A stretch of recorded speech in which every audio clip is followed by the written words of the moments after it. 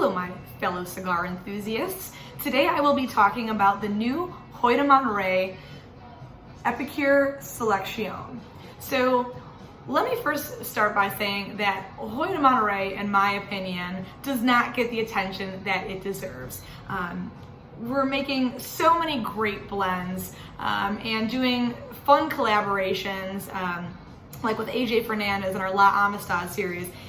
If you have not tried the La Amistad Gold yet, that we released in 2017, it's incredible, as well as our new Dark Sumatra, also an AJ collaboration, and it's got that signature AJ stamp on it from his proprietary fermentation process that just gives it this bold Cuban-esque flavor that you would expect both from Hoyo as well as AJ Fernandez. So Hoyo, it's a great blend. It's got so much heritage. They have been making fantastic blends since the mid-1800s, and in fact, a little bit more history on the brand.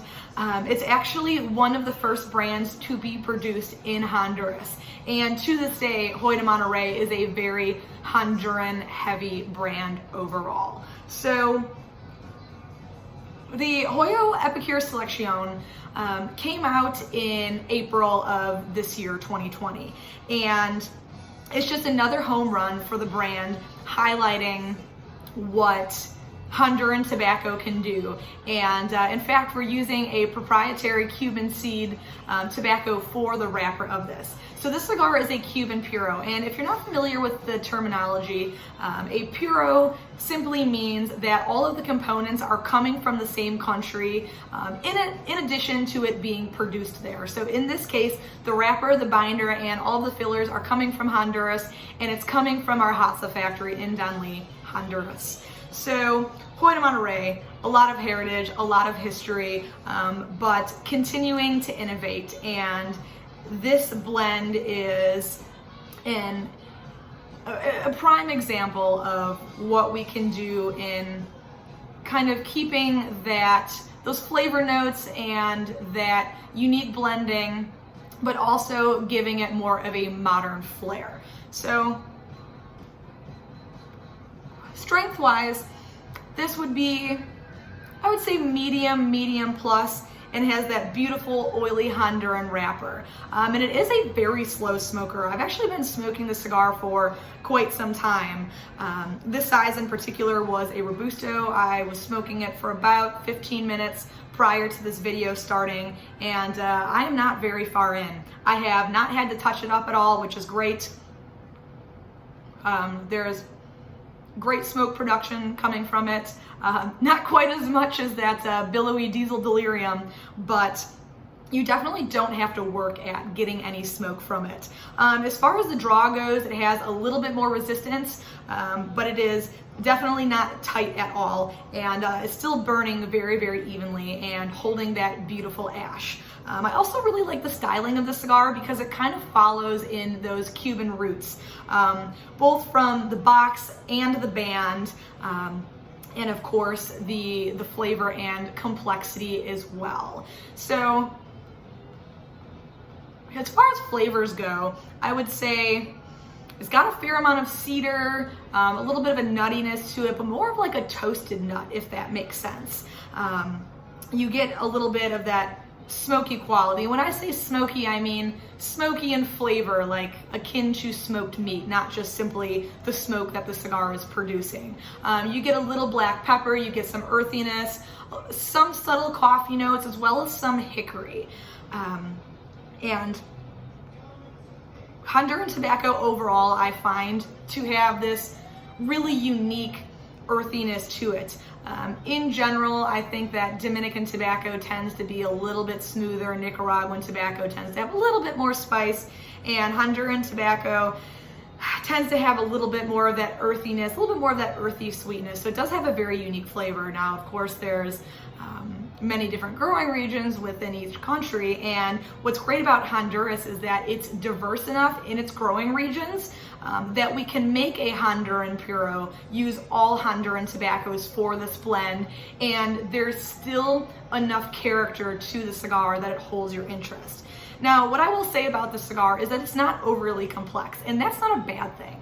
So, like food, I don't want what I'm eating to have so many different flavors. Your palate doesn't know what to focus on.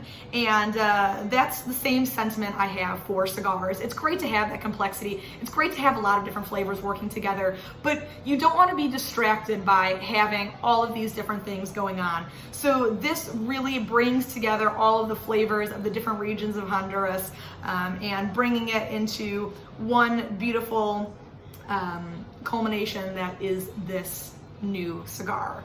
So as far as pairings go for drinks, I would put this next to like an oaky Chardonnay or a single malt Scotch. It's not super peppery.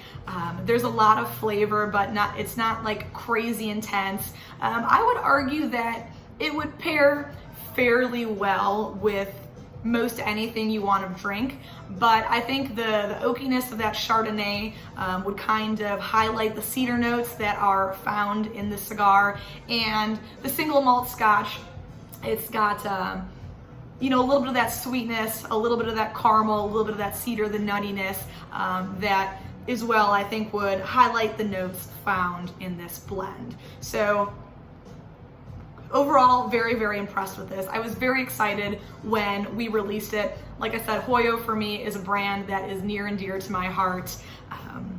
There's a lot of history for me. The Hoyo Day Tradition was the first cigar I smoked in my retail days to really open up my eyes to the brand as a whole, and I've continued to be impressed with the blends coming out since then. And the Hoyo Day Tradition has been around for quite some time. And if I was going to listen to an album while smoking this, I would listen to Moonflower from Santana. I'm a huge Santana fan. I think Carlos Santana can do no wrong. And he's incredibly creative and innovative, yet he still